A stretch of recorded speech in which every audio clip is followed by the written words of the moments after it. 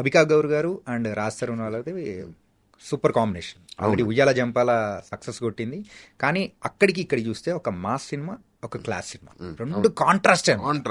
అసలు కాంట్రాస్ట్ది ఆయనతో కొట్టాలని ఎలా అనిపించింది అసలు? తెలియదు సార్, దిగాము. నాతో మన సౌత్ హెడ్ మన నిమ్మకాయల ప్రసాద్ గారు ఉంటారు, ఆయన ఉయ్యాల జంపాలని దగ్గరికి ఎగ్జిక్యూట్ చేసిన వాళ్ళు ఆయన కూడా ఒకళ్ళు స్క్రిప్ట్లో, కరెక్షన్స్లో కానీ అన్నిట్లో.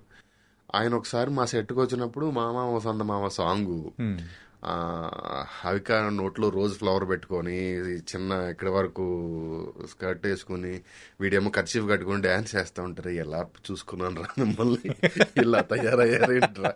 పైగా అదంతా చూసి చిన్న చిన్న సినిమాలు కొన్ని ఏవో మాస్ ఫిల్మ్స్ అని చేసి ఫ్లాప్ అయిపోయి పిచ్చి సినిమాలు రిలీజ్ కూడా అవ్వవు, ఆ కేటగిరీలోకి వెళ్ళిపోద్ది అనుకున్నారంట కొంతమంది.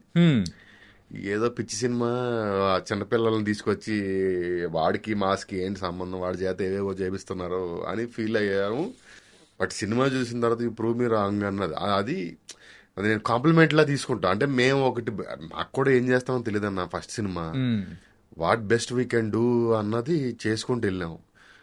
బట్ ప్రయత్నాల నిజాయితీ ఉండి సక్సెస్ అయింది సినిమా, అన్ని కుదిరింది దానికి. ఓకే.